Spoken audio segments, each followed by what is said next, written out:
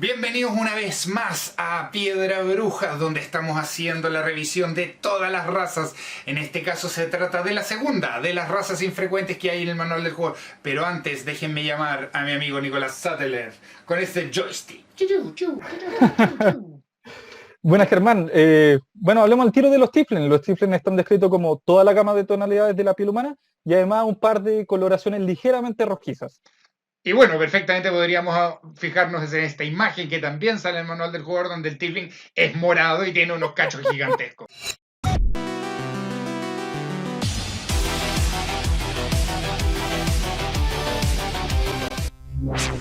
¿Quieres aprender las claves para narrar o jugar un Tiflin? En este nuevo video sin pantalla es sobre las razas de Dungeons and Dragons quinta edición, las razas infrecuentes. Y yo soy Nicolás Sattler. Yo soy Germán From. Este video va a tratar todo lo conceptual de la raza a todo nivel mecánico, interpretativo. Vamos a hablar en profundidad de las subrazas y las variantes, que en el caso de los Tieflings son bastante complicadas de entender, ¿no es cierto? Considerando que ya revisamos las clases, las razas comunes, elfo, enano, humanos y halflings, y que ya Medianos. estamos con los gnomos y con los Tieflings. ¿Qué nos falta después, Nico? Nos falta semiorcos, semielfos y draconidos. Perfecto.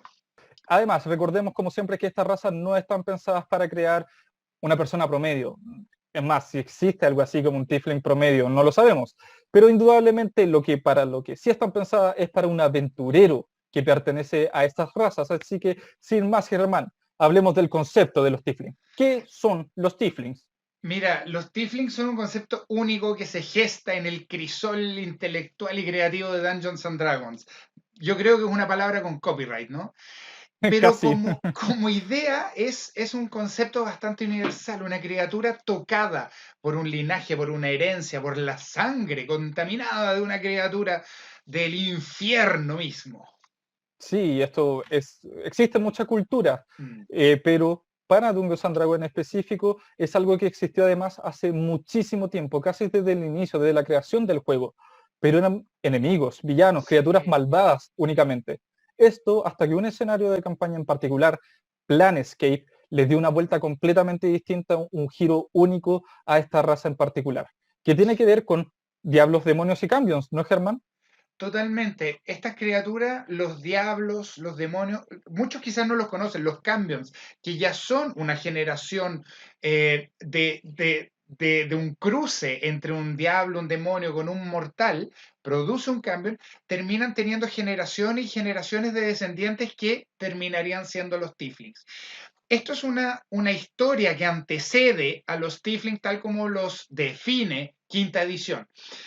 Lo que Porque antes se podían mezclar todo tipo de razas, podían haber ideas de tiefling élficos, ideas de tiefling enanos, podían tener orígenes tanto demoníacos como diabólicos, e incluso podían estar en contacto con otros planos, los toques de otros planos entre las criaturas, y eso se llamaba todo como una gran familia de planodeudos. Sí, en ediciones anteriores del juego los planodeudos eran la mezcla de criaturas planares con cualquier criatura del Mm. plano material primario. Tiflin eran los de los planos inferiores, luego Asimar de los planos superiores, Genasi de los planos elementales, etc. Pero con el tiempo los Tiflins se volvieron una definición mucho más exacta de la mezcla de humanos en específico con criaturas demoníacas o diablescas en particular.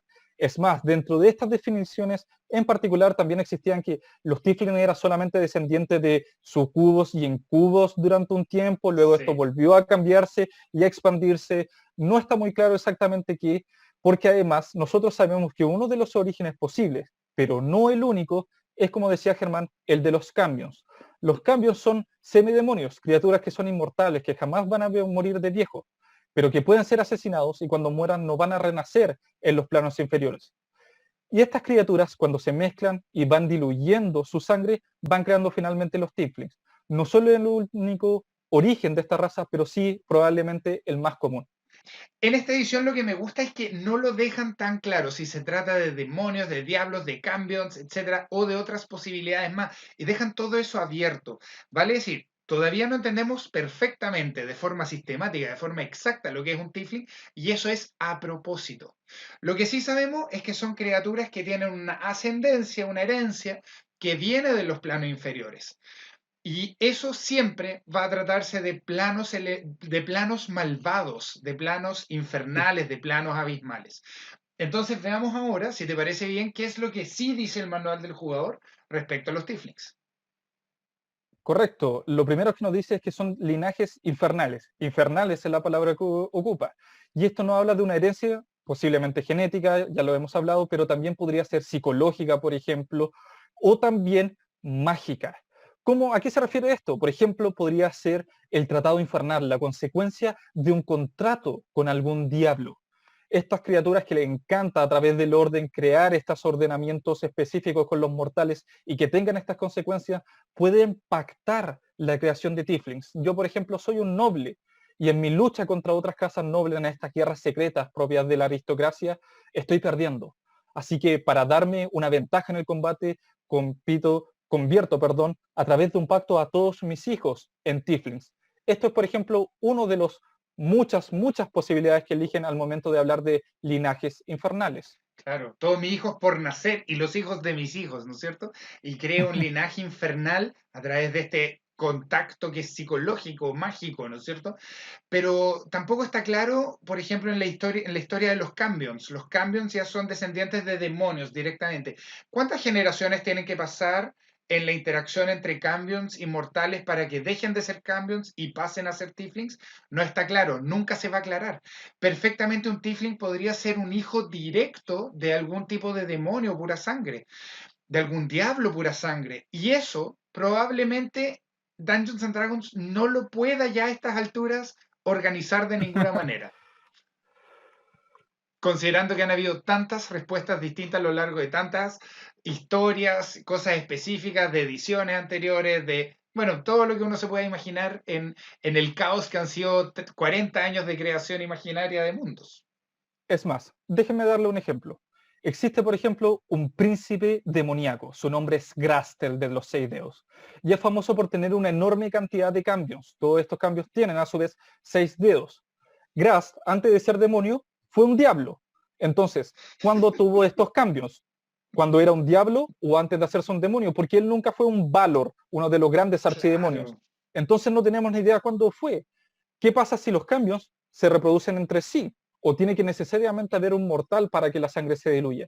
Estas preguntas simplemente no tienen respuesta y por el contrario quitan mucho de la naturaleza mágica de los Tiflin y de la libertad asociado a estos personajes y por lo tanto tampoco nos interesa encontrar una respuesta, sino un menú de opciones.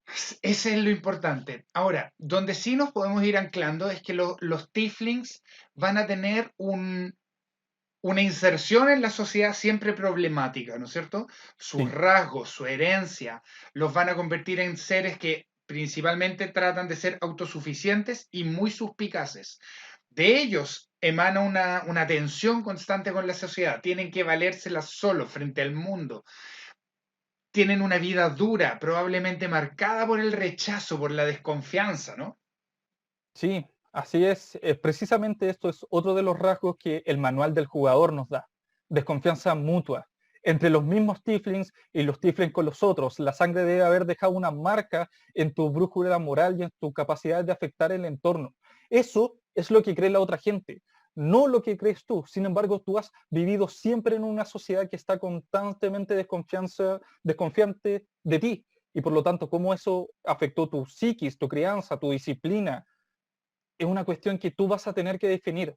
Hay una desconfianza mutua de la sociedad, de los individuos de la sociedad contigo, de ti hacia ellos y por supuesto de ti con los otros tieflings, porque tú no sabes si son un descendiente de Mefístoles o de Grast, no tienes De ni tu idea. propio archienemigo. Está claro que en el fondo esto es un crisol tan enredado y tan complejo que tener como certezas acá es intencionalmente imposible. Ah, Ampliemos un correcto. poco con algunos conceptos que tienen que ver con el físico de los Tiflin, ¿no es cierto? Porque los Tiflin han pasado también por una historia de formas de representarse completamente distintas. Incluso en el mismo manual, de ahí viene el chiste con el El chiste que iniciamos, ¿no es cierto? Hace sí, una descripción, pero tiene imágenes que se contradicen con la descripción, ¿no es cierto? O sea, es como partamos ya con el caos que tienen los Tiflins en términos físicos. sí. Déjame comenzar con lo que nos dice el manual. Poseen largos cuernos que adoptan una gran variedad de formas, de cabra, de carnero, de vacuno, de gacela, de antílope, De perdón. antípoda. Tienen colas de hasta 4 o 5 pies que algunos pueden ocultar y por lo Claro. tanto no son muy gruesas, otras son muy gruesas. Tienen caninos afilados y sus ojos no poseen pupila o esclerótica apreciable, sino siendo de un único color uniforme. Y este también puede variar, puede ser negro, rojo, blanco, plata, oro, etcétera. Su piel puede ser de cualquiera de los colores propios de los humanos, pero también de varias tonalidades de rojo, como decíamos. En lo que a su cabello respecta, este nace tras sus cuernos y suele ser oscuro, negro, marrón, rojo, azul o púrpura.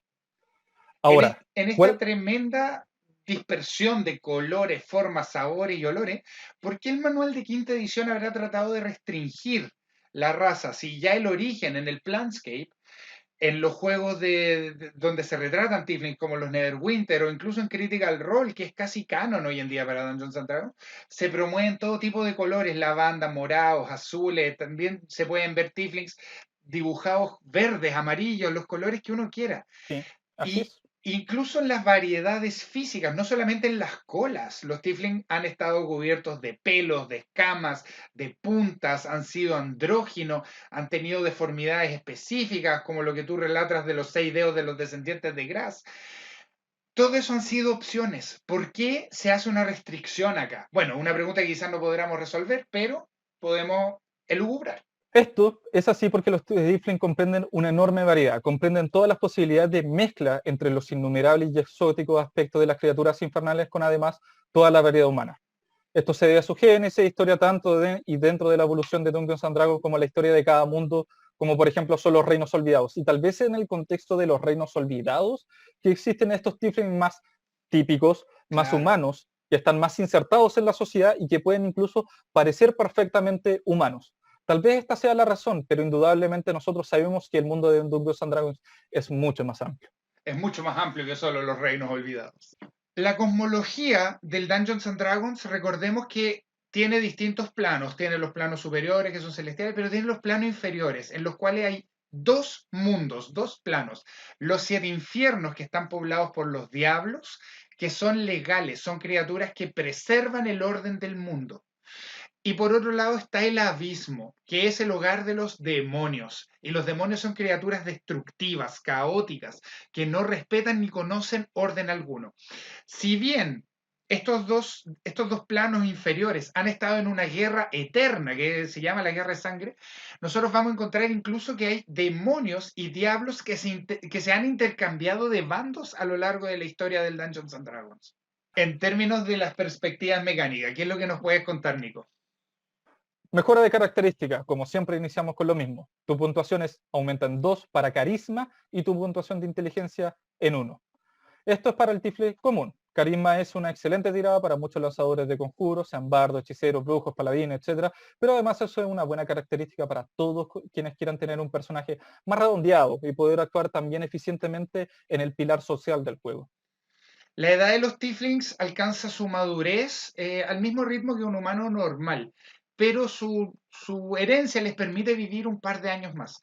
Y aquí podemos hacernos la pregunta si esto se debe a que el estilo de vida que pueden tener los tieflings como seres mucho más especiales los lleva a tener vidas más largas o que efectivamente tienen una esperanza de vida natural más larga que el común de los humanos.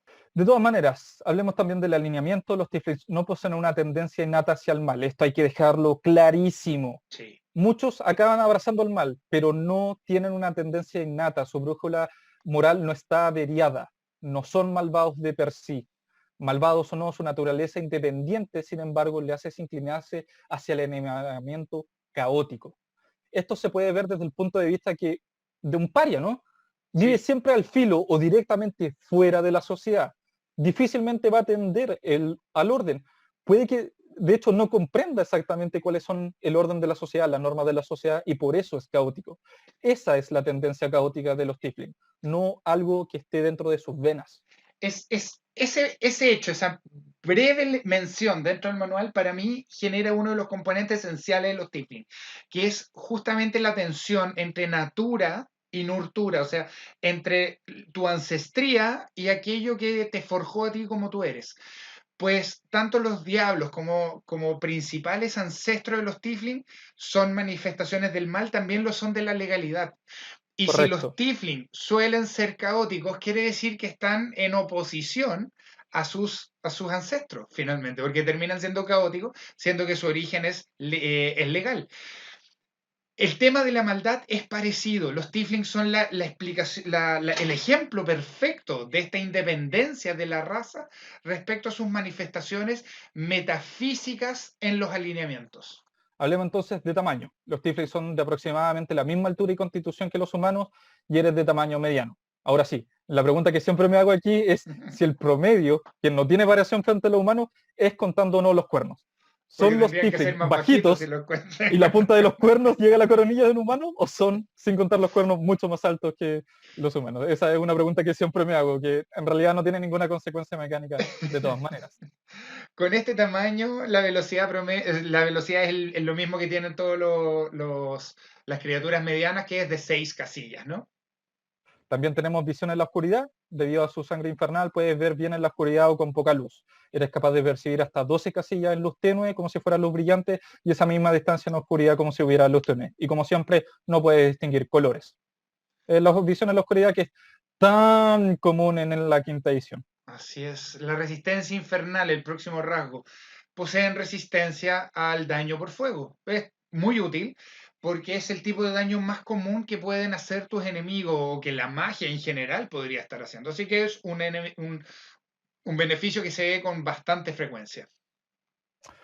Y por último, linaje infernal. Como Tiflin siempre conoces un truco que Ujú. en la mayoría de casos suele ser, y por defecto es, taumaturgia. Pero Además, cuando llegas a nivel 3, ojo con el nivel total, en el caso de ser multiclase, porque este es el nivel de tu personaje en total, no de una clase en específica, puedes lanzar el conjuro que suele ser de nivel 1 como si fuera un espacio de conjuro de nivel 2. normalmente, a veces el conjuro de nivel 1 se va a lanzar como un espacio de nivel 1 porque no tiene una posibilidad de sobrelanzar. Sí. Para todo lo que es multiclase, les dejamos acá arriba, detrás del Nico, la tarjeta con la explicación de multiclase, ¿no es cierto? A nivel 5, tú ganas otro conjuro, en este caso un conjuro de nivel 2. Ambos conjuros, tanto el de nivel 1 como el de nivel 2, que tú ganaste a nivel 3 y a nivel 5, los vas a poder lanzar entre descansos largos. O sea, ahí es donde tú recuperas tus espacios de conjuro raciales y, mencionémoslo, siempre se va a tratar carisma de tu aptitud Sí. mágica para lanzar estos conjuros. O el cantrip, que es un conjuro de nivel O 0. el country, por supuesto. Y el Tiflin común, el que viene en el manual del jugador por descarte, trae el hechizo de nivel 3 de retribución infernal. No sabemos por qué alguien lo traduciría como represión infernal o reprensión de Oh, reprimienta, pero vamos a llamarlo retribución infernal. Lo lanzas entonces a nivel 2, lo ganas a nivel 3 y lo lanzas como si fuera un hechizo de nivel 2. es bastante Tener complejo, retribución, ¿sí? Pero sí. tratemos de entenderlo. Tu personaje llega a nivel 3, lanza un conjuro de nivel 1 con un espacio de nivel 2. Uf. ¿Qué significa esto? Tener retribución infernal hace que puedas hacer 3 dados de 10, no 2 de 10 como si fuera un hechizo de nivel 1, 3 dados de 10 caras de daño de fuego como reacción. Puede acabar con un enemigo. De hecho, vimos esta misma acción en el primer video de Gladiadores de Piedra Aguja, cuya tarjeta dejamos justamente acá, y vamos a aprovechar la reacción como raza, lo cual es un diseño brutal que se ve Sí. muy bien reflejado aquí y muy poco reflejado en otros diseños de raza. Claro, porque es raro ver una capacidad tan ofensiva puesta en un personaje a nivel de raza, ¿no? En términos de economía de acción, eso es tremendo. Y también a nivel 5 vas a ganar otro conjuro muy útil que se trata de oscuridad. Es un conjuro que puede ejercer utilidad, control, sigilo, etcétera. Aunque recordemos que tú como Tifling no vas a poder ver en tu propia oscuridad mágica. Por último, como concepto mecánico está los idiomas. Puedes hablar y leer y escribir común, por supuesto, además de infernal. Esto no Ajá. habla más que ninguna otra cosa de que los Tiflin tienen un legado diabólico. Pues recordemos que el infernal es el idioma de los infiernos, no de los abismos. Desde donde en teoría también vienen los Tiflin, aunque hasta ahora no hemos visto un verdadero Tiflin abisal. Por supuesto, además, la capacidad de hablar este idioma es una herencia no cultural. No fuiste educado en este idioma necesariamente, sino que es un producto metafísico de tu ser. El idioma corre subconscientemente dentro de ti. Pero Germán, vamos entonces a la subraza, porque en la subraza es donde más vemos cómo eso se traduce en mecánicas, ¿no? No Sí. solamente triples infernales, sino toda la variedad que hay en los planos inferiores y también toda la variedad que hay dentro de los mismos nueve infiernos. Mira, en el tema de los Tifling, nosotros no encontramos subrazas, sino que encontramos el sistema de variantes, que es también propio del sistema de los humanos, de los dracónidos, que no cambian una parte, perdón, que no cambian todo, sino que solamente una parte de las mecánicas reemplazándose como componentes, ¿sí? Entonces, en este caso tenemos como opciones que se van armando modularmente, que además están contenidas en dos manuales distintos entre sí. Por un lado, nosotros tenemos la costa de la guía de la costa de la espada, y por otro lado tenemos el Mordenkainen's, y en ambos se describen opciones distintas para los Tiflings. Eso hace que los Tiflings casi se puedan ir armando como por partes, que era una parte de la costa de la espada, que era una parte del Mordenkainen, y todas esas opciones van generando el Tifling ideal que nosotros queremos. Obviamente tienes que pedirle permiso a tu narrador para ocupar esto. Es más, vamos a decir, y como consejo para narrador y narradora, que el Adventure League, el juego oficial, competitivo, entre comillas, de Dungeons and Dragons, no acepta estas combinaciones. ¿Por qué? Porque existe la regla PHB+1. O sea, tú siempre ocupas el manual del jugador y solo un suplemento más. Y por lo tanto, como tienes que elegir entre Mordenkainen y la guía de las costas de la espada, nunca vas a poder jugar en la Adventure League un Tiflin que esté armado por partes, como decíamos. Eso, pero si en tu mesa lo quieres permitir, si tus jugadores lo quieren jugar, adelante, porque para eso están hechas las reglas.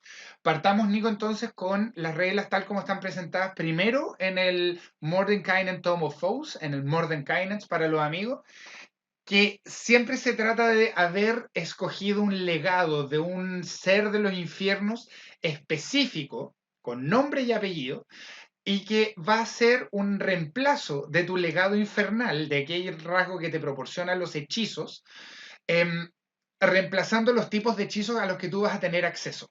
Entonces, siempre vas a tener un truco, pero reemplazado, un conjuro de nivel 1 reemplazado que tú ganas cuando tu personaje llega a nivel 3 y un conjuro de nivel 2 reemplazado cuando tu personaje llegue a nivel 5.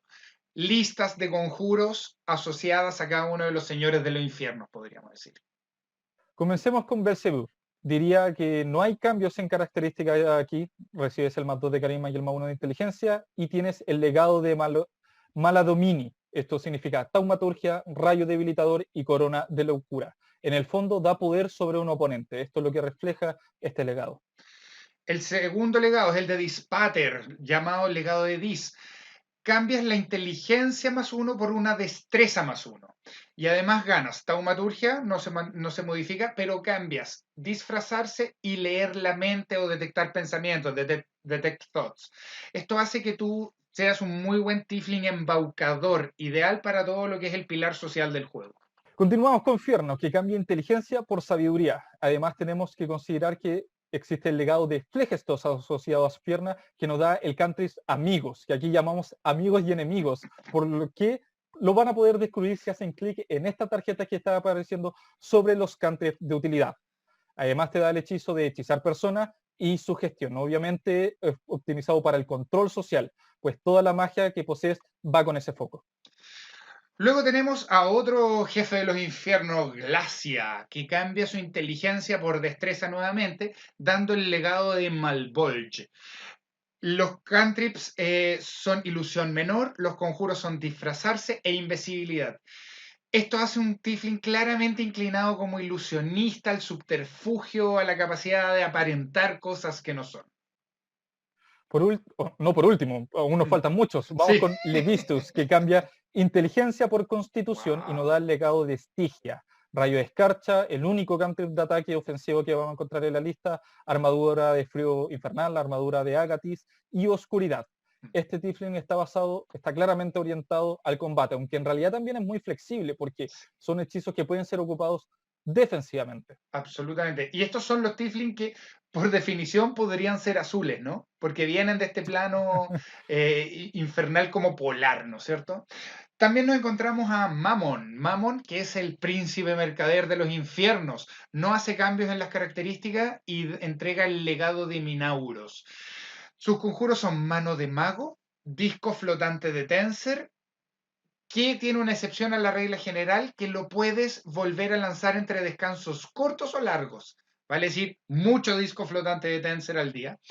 Y ganas candado arcano con una salvedad más, que es que no necesitas los componentes materiales que normalmente necesitas para este hechizo.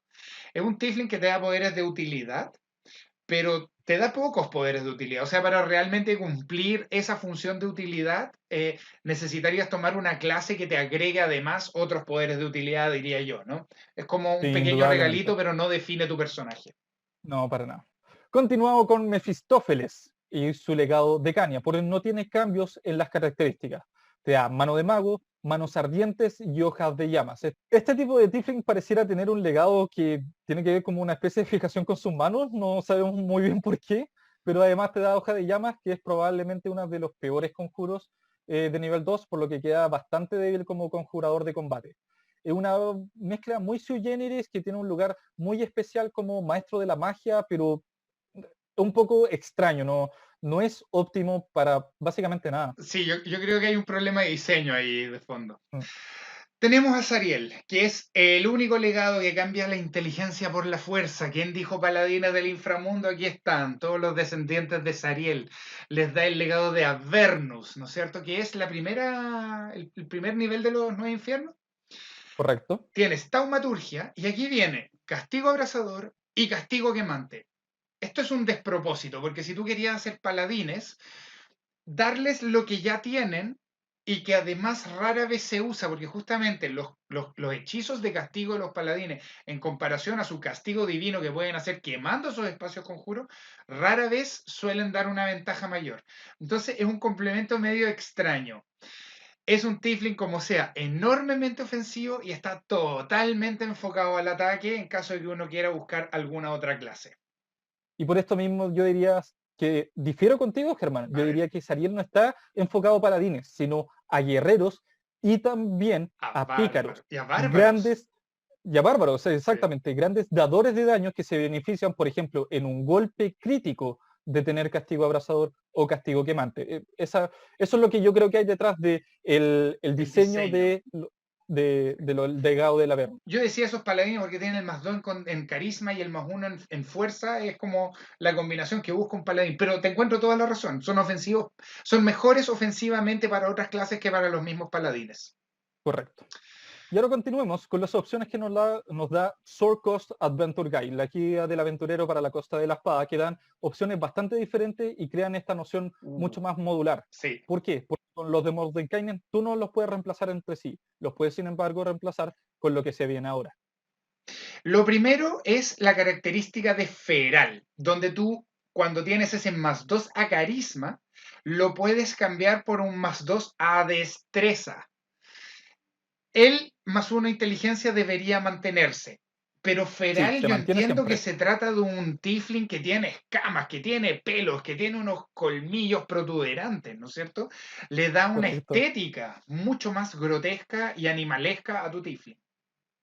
Vemos que otra opción es lengua demoníaca, que te da el cantre por la cruel, hechizar persona como hechizo y presencia entral en inglés, que este es un tiefling más orientado a juegos psicológicos y esto a su vez reemplaza otros legados como ya habíamos dicho. Exactamente.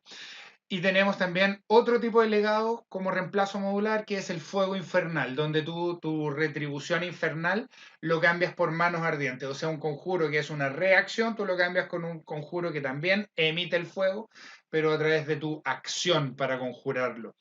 Y conserva los otros hechizos del legado infernal intactos. Por último está alado. Cambiamos nuestra capacidad de lanzar hechizos en su totalidad por grandes alas como las de un murciélago que nos permiten volar hasta 6 casillas de velocidad. Esto, por ejemplo, fue vetado en la Adventure Leagues porque es considerado demasiado poderoso. Y más que ser poderoso, si es que los encuentros no están diseñados en torno a personajes alados, van a ser completamente rotos. Un personaje alado a los niveles inferiores, todo lo que sea bajo nivel 8 básicamente, va a ser completamente destruido por un personaje alado. En caso de que estén en esas situaciones de enfrentamientos tan directos como en Adventures League, ¿no es cierto? Si en tu mesa quieres tener personaje al lado, bueno, venga, ahí están, ¿no es cierto? Por supuesto, un narrador debería poder planear y puede planear en torno a un personaje alado. Antes de saltar a las recomendaciones para la creación de personaje, veamos cómo combinar estos módulos, legados, variantes, ¿no es cierto? Y los aumentos de puntuación de característica. Por ejemplo, un Tifling de Levistus con la opción de Tifling Feral podría conservar el legado de Estigia asociado a sus conjuros, por ser Tifling de Levistus, pero no Sí, puede reemplazar el legado de Estigia por el legado de Avernus, por ejemplo. Entonces tú tienes que hacer coincidir tu legado como magia, tus aumentos de características y posiblemente las otras características que tú tienes según cada una de tus ancestrías. en otras palabras, las opciones de Mordenkainen no son combinables entre sí, pero sí se pueden combinar estas con las opciones de la guía de la Costa de la Espada. En sencillo, y esto está confirmado por el editor de reglas de Dungeons and Dragons, Jeremy Crawford, personalmente. Puedes buscarte el acento que te dé las puntuaciones ideales para tu clase y luego hacerlo al lado y prescindir del legado con los hechizos específicos. Bueno, Nico, vamos entonces ahora a creación de personaje. Con eso siempre partimos haciendo nuestra recomendación de los estratos, ¿no es cierto? ¿Cuáles son las clases ideales para jugar un Tiefling? Donde esa potencia se ve maximizada. Por supuesto, en los lanzadores de conjuros que están asociados a carisma, brujos, hechiceros y bardos. Y no solo mecánicamente, también narrativamente. Yo creo que los Tieflings funcionan con un legado mágico, pa, hechiceros. Están en contacto directo con patrones interplanares, pa, brujos. Y tienen una vida un poco errática, un poco cambiante, caótica, pa, bardos. Correcto. Inmediatamente después en el B encontramos algunos que destacan mecánicamente como son paladines y pícaros. Esto asociado, por supuesto, en parte al lanzamiento de conjuro, pero en parte también a la destreza. Puedes hacer creaciones muy, muy únicas y temáticamente también tiene mucho que ver, porque paladines no son necesariamente legal bueno. Por el contrario, son aquellos que Sí. tienen convicciones muy fuertes, convicciones con un alineamiento que lo hacen destacar como paladines. Y por supuesto, pícaros que se aprovechan de este caótico, que siempre vivieron al margen de la sociedad y por lo tanto por ahí también tienen su lado picaresco. En el tercer estrato, nosotros vamos a encontrar que ese bono a la inteligencia da buenos magos, da buenos artífices y todavía narrativamente un Tifling que se ha dedicado a estudiar esta magia, a centrarse en su legado también funciona bastante bien. Después podemos encontrar antes del último del barril a los guerreros y a los bárbaros, porque si bien son atípicos, no pierdes por hacerte un guerrero y un bárbaro. Por el contrario, vas a tener que explorar un pilar que es poco asociado a estas clases en particular, que es el pilar social con tu más 2, a la carisma, pero básicamente podrá hacer cualquier guerrero bárbaro mínimamente óptimo. Donde los Tifling probablemente fallen y terminan en los estratos más bajos es justamente para las clases que se basan en sabiduría, clérigos, druidas, monjes, y exploradores, exploradores, hay un costo gigante, ¿no es cierto? Los exploradores Sí. deberían tener puntuaciones altas en destreza, en constitución, quizás en sabiduría, todavía en fuerza, y justamente los bonos normales de un Tifling están en cualquier otro lado, así que por favor, si bien los exploradores como estos lobos solitarios que dejan la sociedad podrían ser muy Tifling, mecánicamente son muy costosos de armar. Así es, pero hablemos también de trasfondo al momento de recomendar opciones para creación de personajes. Las primeras para mí son un poco obvias, son charlatán por su posibilidad de hacerse pasar por alguien que no sea Tiflin, por ejemplo. Sí. Es casi un sueño de los Tiflin, una aspiración o una necesidad de supervivencia. Además de artesano gremial, que te da esta protección en las masas Sí. y te dan habilidades sociales que son óptimas para aprovechar tu bonificador de carisma. También si consideramos ese bono en inteligencia, los trasfondos como acólito y sabio que te están dando habilidades relacionadas con los conocimientos, te permiten maximizar también por ese lado. Y por último, encontramos a Huérfano, que si bien las habilidades son propias de destreza, cuenta la historia perfecta de un pícaro y en general cuentan una historia de Tifling, ¿no? Abandonado, sin padres, con una herencia desconocida. Con un destino que todavía no se manifiesta. Oye, Nico, vamos ahora con todo lo que tiene que ver con la esfera de la interpretación de los Tifling. Porque a diferencia de las razas comunes que vimos en los videos anteriores, vamos a dejar algunas tarjetas acá arriba, los Tifling, tal como las razas infrecuentes a las que estamos entrando ahora, más que asociarse como algún tipo de jugador específico o una historia más común, se asocian a historias de individuos, ¿no es cierto? Sí, indudablemente, los Tiflin resuenan porque son personajes oscuros, extremos, son de cierta forma como una especie de punky, reflejan una motivación solitaria, a veces son malentendidos, representan fácilmente la juventud y la adolescencia. Entonces la idea de un personaje trágico, casi maldito, concreta muy bien con una tradición de género más romántico, trágico, de fantasía oscura, ¿no? Sí, hay una tensión ahí con ese D&D tan clásico, con una épica tan brillante, tan heroica, donde el Tifling encuentra su espacio, pero entra con una tensión, ¿no es cierto? Eso exige que se haga una creación de personaje más profunda. Y con ella hay que definir muchos rasgos que van a tener que ver necesariamente con la definición, con el origen de tu Tifling como un plano deudo, como una criatura tocada por otros planos. Esto no solamente mecánicamente, o sea, elegir el legado y los puntos, lo que ya hablamos, debiera tener una historia diferente el ser el heredero del príncipe demonio mercader Mammon que de Mefistófeles, que es el príncipe infernal de la magia. En ambos casos, tu naturaleza, como tu origen, tiene que ser algo que está tocado por esa esencia, ¿no? Por ese legado que se te transmitió en tu propia sangre. La invitación es compleja, pues si Mammon es el negociador, puede ser que tu padre le haya ofrecido a su séptimo hijo a cambio de algo, y así apareces tú con rasgos Tiflin moderados. O si Mefístoles, en sus ánimos Mefistófeles. de Mefistófeles, perdón, gracias Germán, en sus ánimos de experimentación mágico, creó una especie de cambions que se cruzaron experimentalmente con humanoides, tú podrás ser una generación muy avanzada de esta estirpe mutante creada intencionalmente. Esto cuesta historias que sí, son de Tiflin, pero son completamente diferentes. Así que imagina tu origen sin límites. El Dungeons and Dragons le permite a los Tifling hacer realmente lo que gusten. Todo es posible. El Tifling es una invitación explícita a experimentar, a explorar esa extravagancia de seres interplanares, la brutalidad sanguinaria, el sadismo de criaturas de los planos inferiores, diablos, demonios, etcétera, que son manifestaciones metafísicas del mal más elemental. Así que, por favor, busca un trasfondo, busca un origen, dale a eso. Pero si todo este trasfondo te parece muy complejo, es válido también posicionarte frente a este legado como la total ignorancia, amnesia, un borrado de Sí. memoria, un desconocimiento. Un buen narrador, sin embargo, aprovechará tu legado. Será consciente el jugador este o no. En otras palabras, un narrador o narradora va a tomar las posibilidades que ofrecen Tiflin para, con tu permiso, obviamente, crear una historia, unas motivaciones detrás. Cuestiones que pasan tras bambalinas, fuera de tu personaje, que te liberan de esa carga, pero que sin embargo terminan de todas maneras con un personaje más complejo. Y nuevamente, como jugador tú puedes decidir crear o no crear un trasfondo. Probablemente un jugador principiante no tenga ninguna necesidad ni capacidad de crear un personaje conectado con príncipe infernal, etcétera. No es necesario tampoco, pero puedes No, para hacerlo. nada. Y esa es la invitación. Y el narrador puede hacerlo.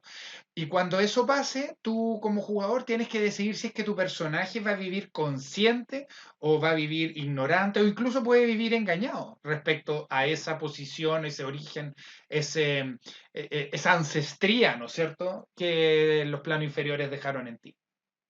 Ahora, tu historia debe comenzar desde cero. Un Tiflin es el mejor ejemplo de la independencia que da la nurtura frente a la natura. Sí. O el mismo concepto no sería un personaje jugable con motivaciones propias y adaptables a los mil y diferentes aventuras que puedan aparecer en sus mesas. En otras palabras, eres un personaje de nivel uno. Y no por descender de Grass mismo o de, en fin, uno de los archidemonios, eres más poderoso. Es una historia que contar a futuro, motivaciones, ganchos de aventuras a futuro. Pero tú comienzas desde cero, independiente de esta carga, pero con la posibilidad de llevarla o no. Y eso conecta al tiro con los clichés, ¿no es cierto? Nuestro primer cliché que aparece en inglés, el Edgelord, que quiere decir algo Oh, así como sí. un personaje muy extremo, muy oscuro, muy sentido.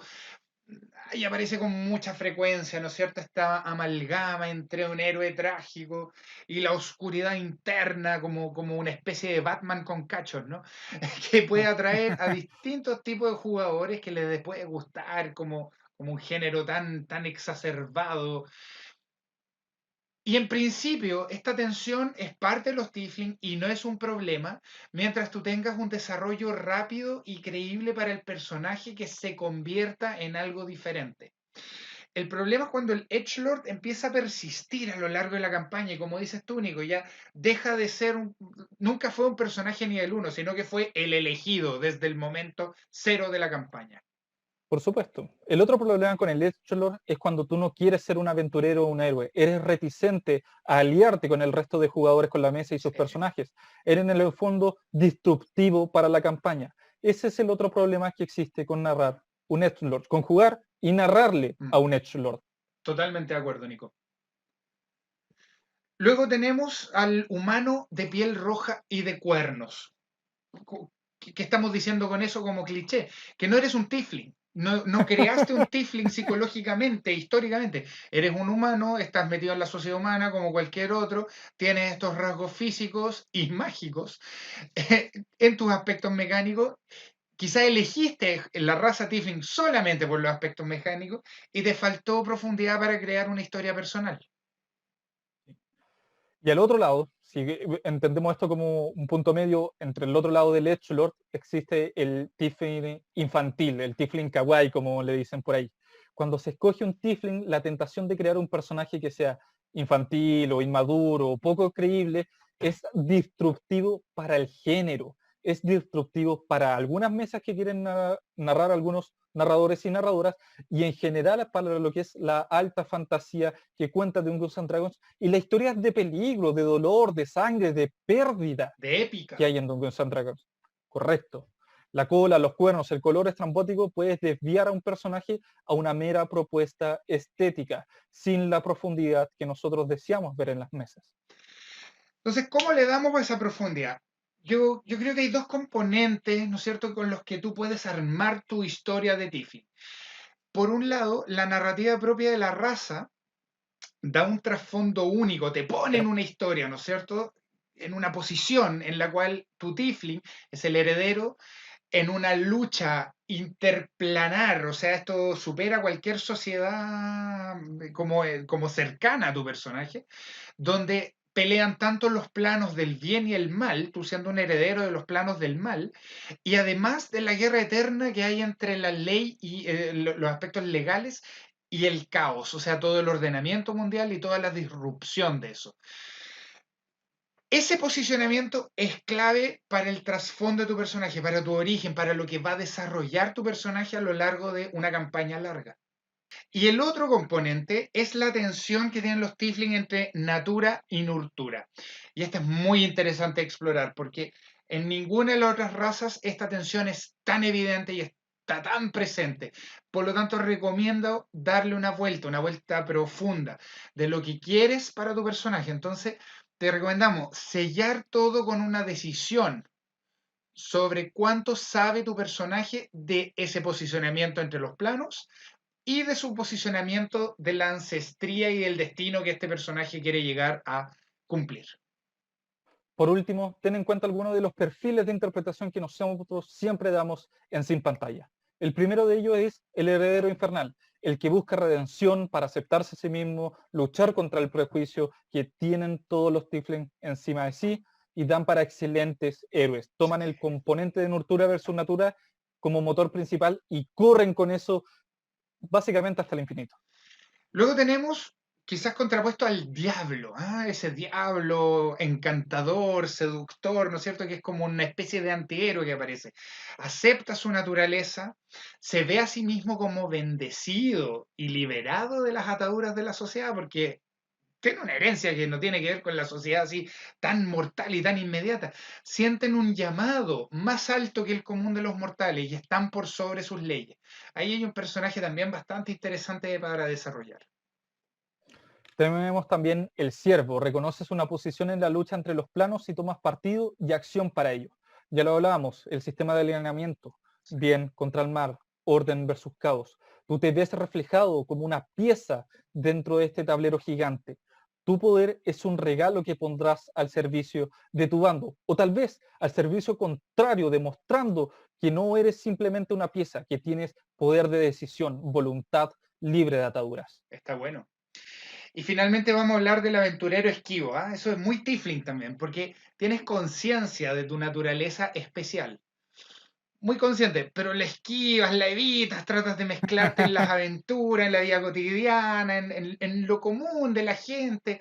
Entras en la juerga, tienes amoríos como si tu herencia infernal no fuera nada, no existiera. Esto es una actitud evitativa, bien interesante para jugar como personaje, que debiera, en una campaña muy bien armada, producir una trama por sí sola. Así es, Germán. Y viendo ya terminando con lo que es interpretación, vamos terminando el video, ¿no? ¿Sí? Me parece bien. Corre la cortina.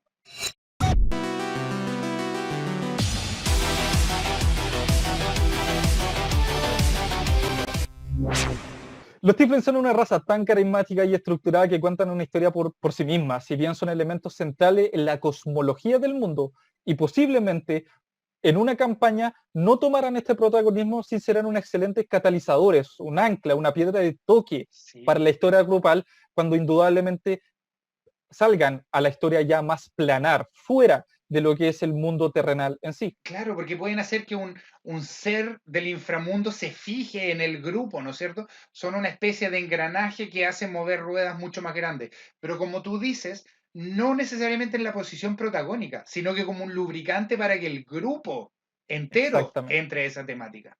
Asimismo, su faceta social, intelectual y mágica lo hace personajes armónicos y bien logrados para un juego colaborativo. Además, son mecánicamente muy sólidos y esto es un acierto de diseño para un juego colaborativo como es Dungeons and Dragons y para vivir aventuras en tu mesa. Y es difícil, ¿ah? Tratar de tomar una encarnación del mal y lograrlo tan bien como se logró en el Dungeons and Sí. Dragons para crear un personaje que sea tan funcional. Es bueno, me encantan los Tiefling en ese sentido. Además, dan ese sello específico para Dungeons and Dragons que muestran creativamente cómo la magia y la genética en estas estirpes están imbrincadas. Porque tú puedes hacerte un personaje como tú quieras, con explicaciones mágicas, hereditarias, con pactos, con maldiciones. La creatividad no tiene límite. Y eso es algo que los Tieflings deberían permitir explorar y explotar en cada una de las mesas. Sin más, los dejamos a todos invitados para conocer más de nuestros proyectos aquí en Piedra Bruja, sea el canal de rol, la comunidad de rol que está en Discord, las páginas de Facebook, de Instagram, entre otras muchas cosas. Y gracias, como siempre, a nuestros Patreon, que son los que siempre nos dan el apoyo que nosotros necesitamos. Y anunciamos desde ya que los Twitch se vienen muy fuertes. Los en vivo, los live en Twitch con dos programas. Uno en el donde yo le dirijo a Germán y a otros dos miembros del equipo de Piedra Bruja y el otro que es Gladiadores de Piedra Bruja. Y con esto también los queremos dejar invitados a los videos, tanto de brujos para entender muchas de las acciones de los patrones en el mundo de los mortales, como el de la sesión cero, dado que los Tiefling necesitan profundizar mucho sus trasfondos y sus historias originales, la sesión cero puede ser un gran complemento.